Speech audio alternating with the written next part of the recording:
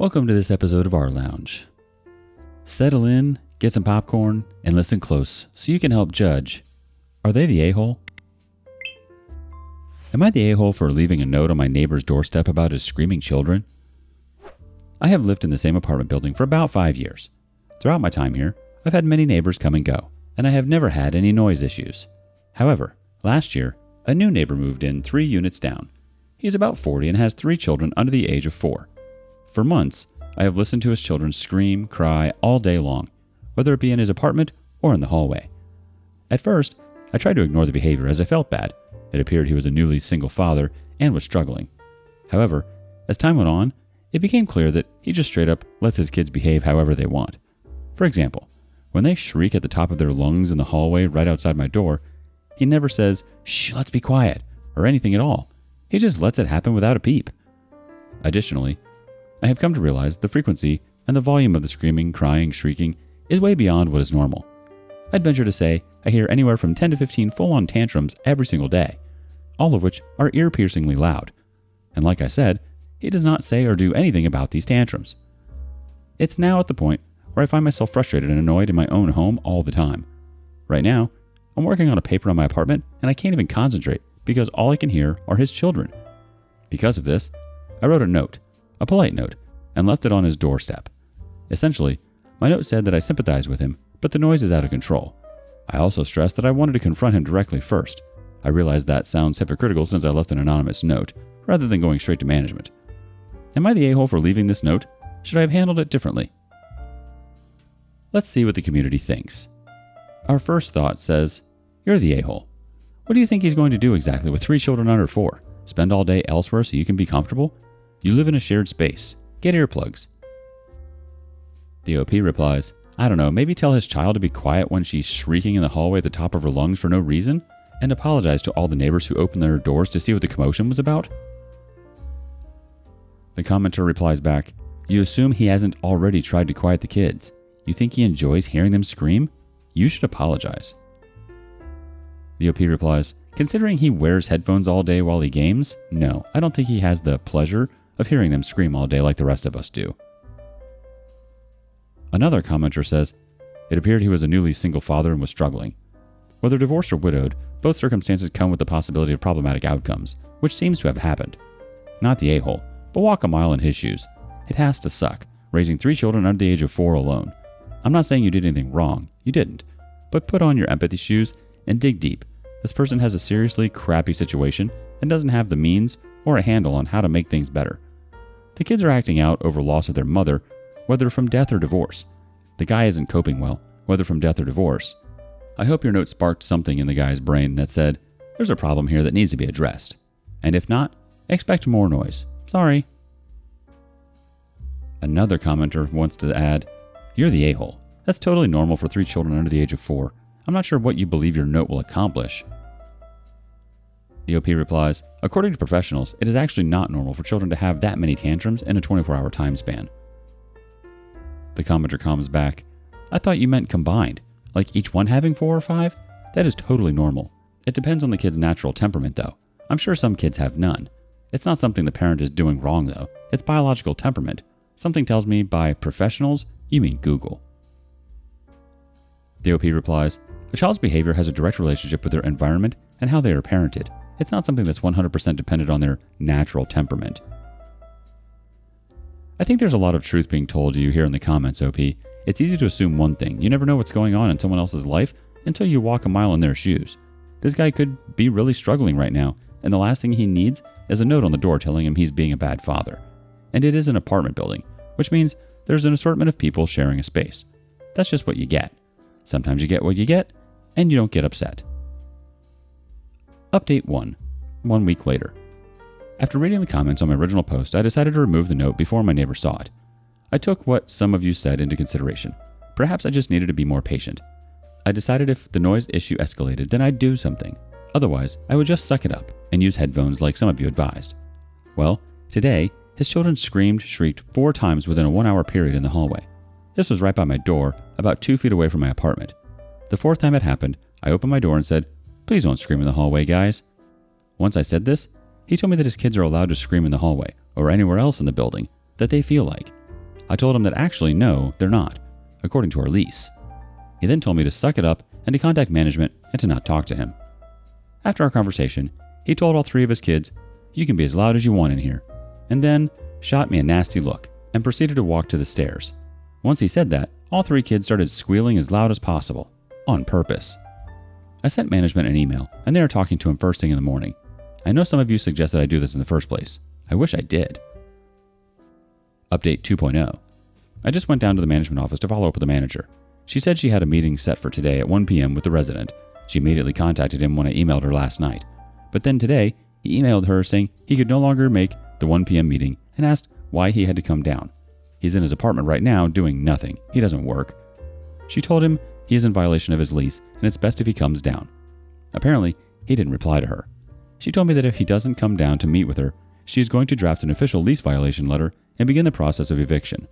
I was blown away. She's a great manager. She told me that his reaction, telling me his kids are allowed to yell and telling the kids to keep yelling, is the reason for how she's handling this, not purely the noise complaint. She said she's horrified and disgusted that somebody would handle the situation this way. Her and I both agreed that it was strange he could encourage me to not speak to him and to contact management, rather than just simply telling his kids, shh, and appreciating I said something to him directly. Update 3.0. After I talked with management, I saw my neighbor bring his children to their mother's house. He's been in his apartment alone for the last few days and hasn't come out. He has all the blinds drawn. He posted the following status on social media. "I'm the perfect success in all areas of my life." My husband follows him, which is how I know this. I think he's pretending he's not home to avoid both myself and management. I don't know what to make of it, and I don't plan on getting involved. Let's get a couple more comments. First one says, "Better take some recordings as proof, otherwise loud is subjective." The next commenter says, "You should also get a cheap decibel meter and record the noise volumes when his kids are being loud. Document, document, document. If you can prove a behavior of excess noise over time, it will help give the management team the ammunition they need to force him out of the complex and building." Another commenter says, "Not the a-hole. The fact that you have to expect some noise when you live in a multiple occupancy building does not mean that all noise is acceptable. Screaming in the hallway is not acceptable. Encouraging his kids to make more noise instead of doing his job as a parent makes that other guy the a-hole, fully. And if they get evicted for violating the terms of their lease, you didn't get them evicted. The dad did that. People need to stop this BS of blaming the person who reports the problem instead of the one causing it." The OP replies, "I appreciate you saying this. My goal was never to get them evicted. My goal was to reduce the noise. I purposely talked to him first to avoid escalating it to management. He's the one who told me to talk to management. And he's the one now refusing to talk to management himself. All of this is his own doing." Maybe he's going through the ringer in life right now. He could be depressed. The problem is that we don't know. And sometimes it really is none of our business. I'd maybe just let management do their jobs. Try not to get caught up in whatever mess this guy is entangled in. Would you have said something? What do you make of this situation? Next up, am I the a-hole for never helping my older siblings out and letting my brother and his kids be homeless? My family is on a big divide about this, so I was hoping I could get an unbiased perspective. I'm the youngest of 4 siblings, by far. I'm a 22 female and my husband is 26 male. My siblings are 30 female, 32 male, 33 male. Between the 3 of them, they have a combined 14 children. They all have multiple children. None of them went to college, and they all work lower-paying entry-level jobs. I graduated last year. I started college in high school, and I work as a nurse. My husband works on planes, but I don't want to say what he does specifically. Our household income is about $200K, and average where we live is about $80K, I think. This is all relevant. My parents like to host big family functions for every holiday, and they bring the whole family together. Ever since I was a teenager, my siblings have always asked me for favors, mostly to babysit. I did it for a while when I was around 16, but quickly realized they didn't appreciate anything, and there was nothing in it for me, so I stopped. For the past 6 years, I've had the "don't ask me for anything" stance, since my siblings are the type to ask for favors but never offer to help if you need it. They always borrow money from our parents, but never pay it back. My oldest brother is getting evicted and asked if him and his girlfriend and their 4 kids could stay with me and my husband. My husband and I own a 4-bed, 2-bath home. I told them no because they have a habit of settling in somewhere and not paying rent and refusing to leave. They also let their 4 kids absolutely destroy every rental they live in, coloring on the walls, holes in the walls, etc. My brother and his girlfriend are pissed at me. and they blew up at us at my mother's birthday party last week. They're going to have to stay at a shelter, and they're saying it's my fault. But I think it's their own lack of responsibility. My other two siblings chimed in, agreeing with my brother, and they think I'm a sucky a-hole. I think that my siblings suck, and I don't want my house getting torn up by their heathens. I know that if I let them move in, I'd end up having to evict them, and they wouldn't pay for anything at all. I think it's not fair that they always ask me for money because I make more money than they do, and they treat my husband and I like we're some kind of upper-class snobs because we worked hard and made good choices in life to be able to buy a house early. Am I the a-hole for not helping my siblings? Specifically my brother, I guess. Update. I'm offering to pay for everyone to get a vasectomy, tubes tied this Christmas, and giving my brother enough money to cover the Red Roof Inn for a week. That's it. All I'm doing for anyone, and they better not call me ever because I'm not answering. Let's see what kind of judgment the community has to offer. First up, not the a-hole. Why can't your other brothers or sister take them in? Why is this your responsibility? The OP replies, all my siblings' stance on this is because my husband and I are the only ones with room. We use one bedroom to sleep in, one has a home gym, and two as home offices. My other two siblings are stuffing up to 4 kids a room and have no way of making it work. I still don't think it's my responsibility though. The original judger responds back, it's not your responsibility. Your brother made the choices he did and made himself homeless. That's not on you. The next judgment comes in, not the a-hole. They don't pay money owed. They destroy other people's property. They also have parents and multiple other siblings. They have a history of not paying rent and having to be evicted. At this point, start asking why they're in a shelter and no one else is helping. Combined with all the siblings and parents, they can hustle and pay their rent on a new space. Another judger weighs in, again with the, I'm poor but I have 157 children. Come on, if you're low on money, just have 1 or 2 kids so nobody will starve or live in shelters. Why do people put themselves in this position? So that others in the family can pay for their family? These are not your children. Your siblings are not your responsibility. They are adults and should take care of themselves. If they were sick or had an accident and it was a one-time thing, okay. But no, they just don't pay rent for a habit. Not the a-hole. The OP replies, my brothers don't seem to know what condoms are, and my sister had her first at 16 and kept them coming after that. She has 6 kids with 6 different men, and she's always convinced every guy she meets is the one. I don't understand them, to be honest. We grew up in a normal middle-class household, and our parents taught us proper sex ed.